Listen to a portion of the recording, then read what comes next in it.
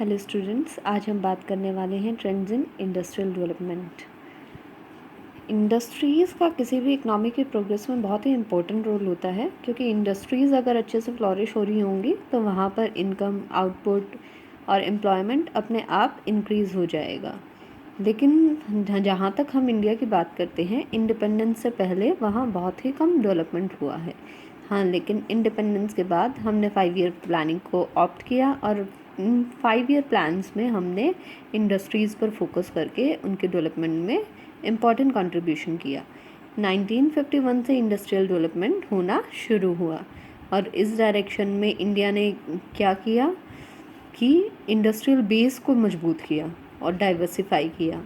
साथ ही public sector को promote करने की कोशिश की गई, इंपोर्ट्स को रिस्ट्रिक्ट करने की कोशिश की गई और ग्लोबलाइजेशन और प्राइवेटाइजेशन पर फोकस किया गया। प्राइवेटाइजेशन मतलब ज़्यादातर चीज़ों को प्राइवेट सेक्टर के हाथों में दे देना। ग्लोबलाइजेशन का क्या मतलब है? अपने इकनॉमी को ग्लोबल इकनॉमिक्स से कनेक्ट करना और ग्लोबली दूसरे देशों की जो भी इंडस्ट्रीज़ हैं वो आपके यहाँ पर आकर इन्वेस्ट कर सकती हैं ईज़िली। तो इंडस्ट्रियल डेवलपमेंट ड्यूरिंग प्लानिंग की बात करेंगे। इसमें हम डिफरेंट प्लान्स में देखेंगे कि किस तरीके से इंडस्ट्रियल सेक्टर डेवलप हुआ है। पहले हम फर्स्ट 5 ईयर प्लान की बात करते हैं, जो 1951 से 56 तक जिसका टाइम पीरियड रहा है। फर्स्ट 5 ईयर प्लान में, क्योंकि हमारा देश नया नया आज़ाद हुआ था और एग्रीकल्चरल सेक्टर इसीलिए हमारी प्रायोरिटी रहा था। हम सेल्फ सफिशिएंट बनना चाहते थे फूड ग्रेन्स को प्रोड्यूस करने में और अपने देश की जनता का पेट हम सब भरना चाहते थे। तो ऐसे में इंडस्ट्रियलाइजेशन पर कोई स्पेशल फोकस देखने को नहीं मिलता, लेकिन फिर भी फर्स्ट 5 ईयर प्लान में बहुत सारी नई इंडस्ट्रीज़ लगी और इन 5 ईयर प्लान के एक्सपीरियंस के बेसिस पर हमने आगे आने वाले 5 ईयर प्लान्स में इंडस्ट्रीज़ पर फोकस किया। और फर्स्ट 5 ईयर प्लान में फिर भी 5% आपका जो प्लान आउटले था वो इंडस्ट्रीज़ पर खर्च किया गया था। यहाँ पर हमें जो चीज़ें सीखने को मिली फर्स्ट 5 ईयर प्लान में कि इंडस्ट्रीज़ बहुत इम्पोर्टेंट है और इसमें भी हमने स्मॉल स्केल इंडस्ट्रीज़ की जो इम्पोर्टेंस है उसको रिकॉग्नाइज़ किया और कुछ प्रोविज़न्स किए कि स्मॉल स्केल इंडस्ट्रीज़ कंपैरेटिवली ज़्यादा डेवलप हो पाएँ और लार्ज स्केल की आपकी जो इंडस्ट्रीज़ हैं उनसे जो कंपटीशन स्मॉल स्केल की इंडस्ट्रीज़ को मिल रहा है उससे स्मॉल स्केल सेक्टर को प्रोटेक्ट किया जा सके और इसीलिए कुछ गुड्स को एक्सक्लूसिवली स्मॉल स्केल सेक्टर की इंडस्ट्रीज़ के लिए रिज़र्व कर दिया गया और लार्ज स्केल की इंडस्ट्रीज़ की जो प्रोडक्ट्स थे उन पर हैवी एक्साइज ड्यूटी लगा दी गई ताकि स्मॉल स्केल सेक्टर की इंडस्ट्री के प्रोडक्ट्स को कोई ज़्यादा नुकसान ना हो। Industries under second 5 year plan 1956 में शुरू होकर 1961 तक चलता है। इस प्लान को हम महालोनबिस मॉडल के ऊपर बेस्ड मानते हैं और इस प्लान में बेसिकली जो कि हमने फर्स्ट 5 ईयर प्लान में मिस किया, इंडस्ट्रीज़ पर फोकस हमने नहीं दिया, तो यहाँ पर इंडस्ट्रीज़ को डेवलप करने के लिए बहुत ज़्यादा फोकस दिया गया और स्पेशल आपका जो फोकस था वो बेसिक इंडस्ट्रीज़ पर था। 1956 में इंडस्ट्रियल पॉलिसी इंट्रोड्यूस की गई और बेसिक इंडस्ट्रीज़ में पब्लिक सेक्टर का एक इम्पॉर्टेंट रोल रहता है क्योंकि ये ज़्यादातर लार्ज स्केल इंडस्ट्रीज़ होती हैं और लार्ज स्केल इंडस्ट्रीज़ में प्राइवेट सेक्टर रिस्क लेने से हिचकता है। तो ऐसे में पब्लिक सेक्टर को आगे आकर हैवी इन्वेस्टमेंट्स के साथ लार्ज स्केल इंडस्ट्रीज़ को इस्टेब्लिश करना पड़ता है। तो इस प्लान में भी बहुत सारी हैवी इंडस्ट्रीज़ को, फर्टिलाइज़र्स को, इलेक्ट्रिकल गुड्स फैक्ट्री को भोपाल में और बहुत सारी जगह पर इस्टेब्लिश किया गया और प्रोडक्शन कैपेसिटी जो एग्जिस्टिंग प्लांट्स की थी, जो छोटे प्लांट्स थे, उनको इंक्रीज़ करने की कोशिश की गई। बहुत सारी chemical, machine, tool, engineering goods से रिलेटेड यूनिट्स सेट की गई और इस प्लान में टोटल आप कह सकते हैं कि 25% आपका प्लान का आउटले जो था, जो खर्चा था, वो किस सेक्टर को अलोकेट हुआ? इंडस्ट्री सेक्टर को, जबकि एनुअल ग्रोथ रेट इस प्लान में इंडस्ट्रीज़ की रही 6.6%।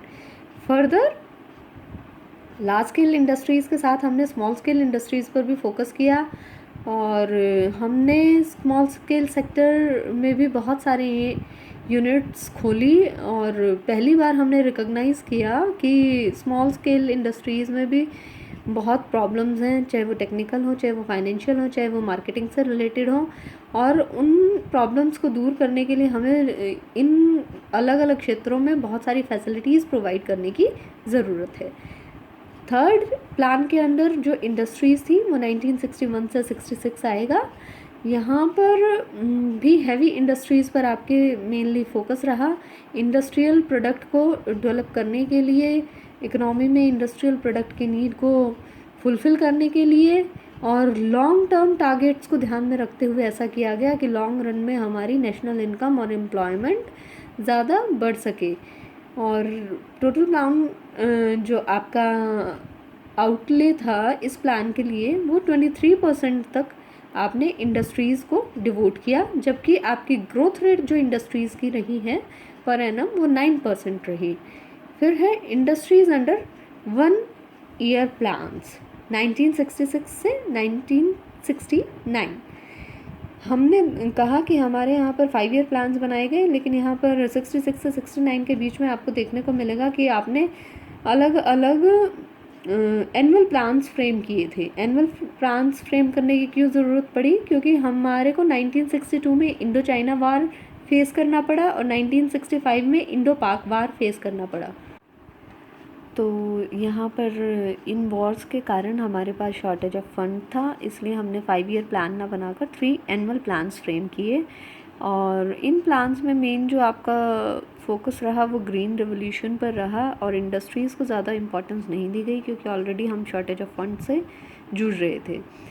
फिर है industries under 4th 5 year plan. 4th 5 year plan 1969 से 74 तक रहा, और इस प्लान में इंडस्ट्रियल सेक्टर पर कंपैरेटिवली कम फोकस दिया गया।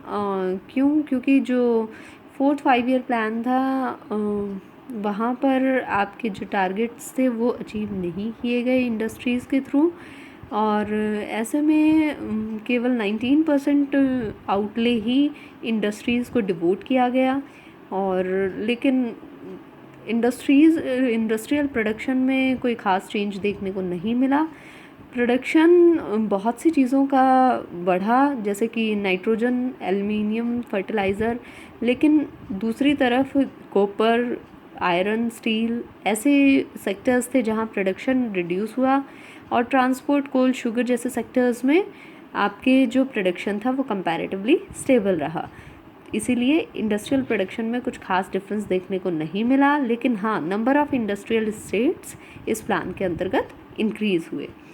Industries under 5th 5 year plan 1974 से 78 के बीच में आपको ये 5 ईयर प्लान आया, और इस 5 ईयर प्लान में मेन जो ऑब्जेक्टिव था वो सेल्फ सफिशिएंसी थी और ग्रोथ करना था। कैसे ऑब्जेक्टिव के साथ? सोशल जस्टिस के साथ।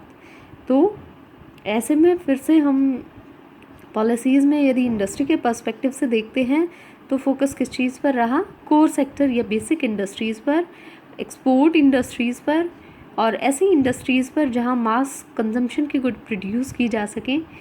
और कंट्रोल करना था हमको ऐसी इंडस्ट्रीज़ को जो अननेसेसरी गुड्स का प्रोडक्शन कर रही हैं। स्मॉल स्केल की इंडस्ट्रीज़ को इनकरेज किया गया, बैकवर्ड रीजन्स में इंडस्ट्रीज़ को इनकरेज किया गया, मॉडर्न टेक्नोलॉजी को ऑप्ट करने की बात की गई, और प्लान एक्सपेंडिचर आपका बढ़कर 24.3% हो गया टोटल आउटले का, जो इंडस्ट्रियल सेक्टर को डिवोट किया गया। Industries under 6th 5 year plan 1980 से 85 के बीच में ये प्लान आया। यहाँ पर ऑप्टिमम यूटिलाइजेशन ऑफ कैपेसिटी की बात की गई, और ऐसा इसलिए था क्योंकि हम अपने प्रोडक्शन के साथ साथ प्रोडक्टिविटी को भी इंक्रीज़ करना चाहते थे। मैक्सिमम यूज़ जब एग्जिस्टिंग इंडस्ट्रियल कैपेसिटी का हो पाएगा तभी हम कह सकते हैं कि हम अपनी प्रोडक्टिविटी को कंपैरेटिवली इंक्रीज़ कर पाए हैं। इंटरमीडिएट और कैपिटल गुड्स पर भी फोकस दिया गया, क्योंकि पिछले प्लान में हमने केवल कंजम्पशन गुड्स पर फोकस दिया था, तो यहाँ ज़रूरत महसूस की गई कि कंजम्पशन गुड्स के साथ साथ इंटरमीडिएट और कैपिटल गुड्स भी और ज़्यादा प्रोड्यूस की जानी चाहिए। इलेक्ट्रॉनिक इंडस्ट्रीज़ और टेक्निकल इंडस्ट्रीज़ पर बहुत फोकस रहा, क्योंकि सोफिस्टिकेटेड टेक्नोलॉजी और इलेक्ट्रॉनिक्स की बात हो रही है तो रिसर्च और डेवलपमेंट पर बहुत ज़्यादा फोकस दिया गया साथ साथ, और बैकवर्ड रीजन्स को डेवलप करने की कोशिश की गई, जो कि लास्ट 5 ईयर प्लान में भी हमने की थी। Industries under 7th 5 year plan, ये 5 ईयर प्लान 1985 से 90 के बीच में आया, और 7th 5 ईयर प्लान में आपने क्या करना शुरू किया कि कंज्यूमर गुड्स को तो इंक्रीज़ करना ही करना है, इसके साथ आपको क्या करना है, इंडस्ट्रियल सेक्टर को मॉडर्नाइज भी करना है, उसकी प्रोडक्टिविटी को भी इंक्रीज़ करना है। और ऐसा कैसे हो पाएगा, जब हम एग्जिस्टिंग प्लांट्स को पूरी तरह यूटिलाइज़ करेंगे और आपकी कंज्यूमर गुड्स को ज़्यादा प्रोड्यूस करेंगे, ज़्यादा अच्छे से सप्लाई कर पाएंगे, टेक्नोलॉजी है जो वो लेटेस्ट अपनाएंगे ताकि प्रोडक्टिविटी इम्प्रूव की जा सके। सेल्फ सफिशिएंसी को हमने अचीव करने की कोशिश की, और लेबरर्स के ट्रेनिंग पर भी इसीलिए हमने फोकस दिया। प्रोडक्शन के साथ साथ प्रोडक्टिविटी को इंक्रीज़ करने की फोकस किया गया। इलेक्ट्रॉनिक्स और कंप्यूटर इंडस्ट्रीज़ मेन फोकस में रही, और आपके जो प्लान का टोटल प्लान्स का एक्सपेंडिचर था उसका 23.7% इंडस्ट्रीज़ को डिवोट हुआ, जबकि एक्चुअल ग्रोथ रेट की यदि आप बात करें तो 8.5% से आपका पर एनम ग्रोथ देखने को मिली इंडस्ट्रियल सेक्टर्स में। इंडस्ट्रियल डेवलपमेंट या industries under annual plan 1990 to 92। अब हमें पता है कि 1990s में हमारे देश की हालत बहुत ख़राब हो गई थी, हमारे यहाँ पर बहुत ही कम दिनों के लिए फंड्स बचे हुए थे, और ऐसे में हमने 5 ईयर प्लान न बनाकर एनुअल प्लान्स बनाए 1990 to 91 और 91 to 92। तो 1991 में देश की कंडीशन को सुधारने के लिए हमने बहुत मेजर रिफॉर्म्स किए, जो कि इकोनॉमिक रिफॉर्म्स भी कहलाते हैं, और इन रिफॉर्म्स में 3 चीज़ों पर फोकस किया गया: liberalisation, privatisation and globalisation. New industrial policy को भी 1991 में फ्रेम किया गया, अनाउंस किया गया, और लिबरलाइजेशन इसमें सबसे पहले आता है। लिबरलाइजेशन का मतलब है कि प्रोसीजर ज़्यादा से ज़्यादा आपके यहाँ पर सिंपल हो, लिबरल हो, किसी तरह की कोई रिस्ट्रिक्शंस ना हो लाइसेंस के लिए, या जो ब्यूरोक्रेटिक या एडमिनिस्ट्रेटिव हर्डल्स हैं उनको रिमूव किया जाए। प्राइवेटाइजेशन मतलब कि पहले आपने बहुत सारी चीज़ों को रिजर्व कर रखा था, अब आपको क्या करना था कि उन सेक्टर्स को ओपन करना था, प्राइवेट सेक्टर वहाँ एंट्री कर सके, केवल वो पब्लिक सेक्टर के कंट्रोल में ना रहे। ग्लोबलाइजेशन का क्या मतलब है कि आपने अपनी डोमेस्टिक जो इकनॉमी है उसको खोल दिया, फॉरेन एंटरप्राइजेज़ वहाँ आ सकते हैं, कंपनीज़ आ सकती हैं और वहाँ पार्टिसिपेट कर सकती हैं, और जो कंपनीज़ वहाँ आना चाहती हैं उनको प्रमोट करने के लिए आपने इंपोर्ट ड्यूटीज़ को भी रिड्यूस किया। उसके बाद आता है industries under 8th 5 year plan. 8th 5 year plan 1992 से 97 के बीच में देखने को मिला। 8th 5 ईयर प्लान में क्या हुआ कि हमने इन्वेस्टमेंट की, कैसी इंडस्ट्रीज़ में इन्वेस्टमेंट ऑन इंडस्ट्रीज़ की, ज़्यादा इन्वेस्टमेंट की इंडस्ट्रीज़ में, किसकी बजाय, एग्रीकल्चर की बजाय। और ग्रोथ रेट यहाँ पर इंडस्ट्रियल प्रोडक्शन का जो देखने को मिला वो 6.8% था। प्राइवेट सेक्टर पर ज़्यादा फोकस किया गया, पहले प्राइवेट सेक्टर पर ज़्यादा फोकस नहीं किया जाता था, अब कैपिटल गुड्स पर फोकस किया गया, और इसी के साथ फॉरेन कंपनीज़ को इनवाइट किया गया और उनको प्रमोट करने की कोशिश की गई, एक्सपोर्ट्स को प्रमोट करने की कोशिश की गई, मॉडर्नाइजेशन पर फोकस रहा हमारा, और साथ ही साथ हमने लिबरलाइज कर दिए अपने सेक्टर्स, जो प्राइवेट सेक्टर्स के लिए खोल दिए बहुत सारे सेक्टर जो पब्लिक सेक्टर के लिए कभी रिजर्व हुआ करते। Industries under 9th 5 year plan आती है, फिर 1997 से 2002 के बीच में हम देख सकते हैं। ये जो 9th 5 ईयर प्लान था इसमें ग्रोथ रेट इंडस्ट्रियल प्रोडक्शन का केवल 5% रहा, और यहाँ पर काफ़ी स्लो डाउन देखने को मिला डोमेस्टिक और ग्लोबल डिमांड में, जिसके कारण इंडस्ट्रियल ग्रोथ काफ़ी कंस्ट्रेंट रही। अब हमने इस 9th 5 ईयर प्लान में बहुत सारे जो पब्लिक सेक्टर्स के लिए रिजर्व सेक्टर थे वो प्राइवेट सेक्टर के लिए खोल दिए। ये हम पिछले प्लान में भी कर रहे थे, और हमने स्पेशल एफर्ट्स बैकवर्ड एरियाज़ पर दिया, रीजनल डिस्पैरिटीज़ को रिमूव करने के लिए लिबरल इंपोर्ट कर दिए, बहुत सारे टैक्स कंसेशन दे दिए, फॉरेन इन्वेस्टमेंट को अट्रैक्ट करने की कोशिश की, और हम फॉरेन इन्वेस्टमेंट को ज़्यादा अट्रैक्ट करने की कोशिश क्यों कर रहे थे? क्योंकि कहीं ना कहीं हमें लगता था कि डोमेस्टिक सेक्टर की एफिशिएंसी इम्प्रूव होगी यदि वो फॉरेन सेक्टर से compete करेगा। फिर हमने मॉडर्नाइजेशन पर भी फोकस किया और MRTP एक्ट जो था उसके अंतर्गत हमने बहुत सारे कंसेशंस दिए। MRTP कंपनीज़ को परमिशन दी गई मर्जर्स के लिए, डाइवर्सिफिकेशन के लिए, एक्सपेंशन के लिए, लाइसेंसिंग को लिबरल कर दिया गया और अब और भी बहुत सारी जो कंपनियां लाइसेंस लेना चाहती थी आसानी से ले सकती थी। कुछ इंडस्ट्रीज़ को फॉरेन पार्टिसिपेशन जो था वो वहाँ पर 100% तक छूट दे दी गई। देखिए MRTP एक्ट जो था वो मोनोपोली को रिस्ट्रिक्ट करने के लिए बनाया गया था और उसमें सीलिंग्स लगा दी गई थी कि आप इससे ज़्यादा एसेट्स नहीं रख सकते, इससे ज़्यादा इन्वेस्ट नहीं कर सकते। तो अब ऐसे में जब आपका 9th 5-year प्लान आया वहाँ पर आपने MRTP एक्ट में छूट दे दी और वहाँ आपने कहा कि अब आप एसेट्स पर जो सीलिंग्स हैं अपर उनको रिमूव कर रहे हैं और MRTP companies further diversification, expansion या मर्जर के लिए जा सकती हैं। Industries under 12th 5-year plan 2002 से 7। 12th 5-year प्लान में आप क्या कहते हैं कि आपका जो एक्सपेक्टेड रेट ऑफ ग्रोथ था वो 10% रखा गया था 10th 5-year प्लान के अंतर्गत। लेकिन यहाँ पर दो डिफरेंसेस मेनली देखने को मिले। पहली चीज़ क्या है कि डोमेस्टिक इंडस्ट्री ने बहुत स्ट्रॉन्ग कंपटीशन फेस किया। अब पहले के प्लान्स में हम फोकस कर रहे थे किस चीज़ पर कि फॉरेन इंडस्ट्रीज़ के लिए हम अपने डोमेस्टिक सेक्टर को खोल देते हैं, लेकिन डोमेस्टिक इंडस्ट्रीज़ इस हालात में नहीं थे कि फॉरेन इंडस्ट्रीज़ के साथ वो compete कर सके। दूसरा क्या प्रॉब्लम देखने को मिली कि रोल ऑफ प्राइवेट सेक्टर काफ़ी डिक्लाइन हो गया। क्यों? क्योंकि हमारा फोकस किस चीज़ पर हो गया था? प्राइवेटाइजेशन पर हो गया था। तो दो चीज़ें हमें यहाँ पर चेंज देखने को मिले, डिफरेंसेस देखने को मिले पहले के 5-year प्लान से। और यहाँ पर हमने जो फोकस किया किस चीज़ पर किया कि अब हमारे को क्या चाहिए? इंफ्रास्ट्रक्चर चाहिए ताकि जो प्राइवेट सेक्टर है वो और ज़्यादा आए, इन्वेस्ट करे और अच्छे से सर्वाइव कर पाए। तो हमने इंफ्रास्ट्रक्चर जैसे power generation, roads, railway tracks बनाने पर फोकस किया। फिर हमने रेडीमेड जो गारमेंट इंडस्ट्री थी उसको भी कुछ स्पेशल कंसेशंस दिए। क्योंकि रेडीमेड गारमेंट इंडस्ट्री को क्यों दिए गए? क्योंकि उनके अंदर हाई पोटेंशियल था कि वो एक्सपोर्ट को देश के इम्प्रूव कर सकती हैं और देश के लिए जो रेवेन्यू है वो ज़्यादा जनरेट कर सकती हैं।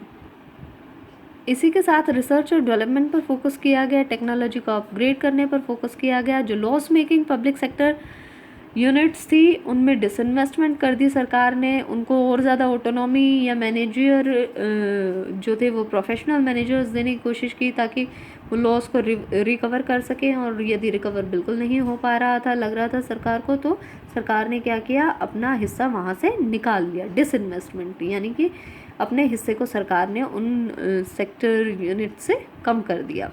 कंसेशंस दी गई किनको? एक्सपोर्ट ओरिएंटेड यूनिट्स को, क्योंकि हमारा फोकस क्या था? हम एक्सपोर्ट्स को बढ़ाना चाह रहे थे। तो एक्सपोर्ट्स ओरिएंटेड यूनिट जितनी भी थी उनको टेक्निकल सपोर्ट दिया गया या टैक्स में कंसेशंस दी गई। स्पेशल इकोनॉमिक जोन्स बनाए गए। स्पेशल इकोनॉमिक जोन्स क्यों बनाए गए? ताकि इंडस्ट्रियलाइजेशन को प्रमोट किया जा सके। स्पेशल इकोनॉमिक जोन्स में जो इंडस्ट्रीज़ खुल रही थी वहाँ पर बहुत सारे टैक्स कंसेशंस उनको दिए गए।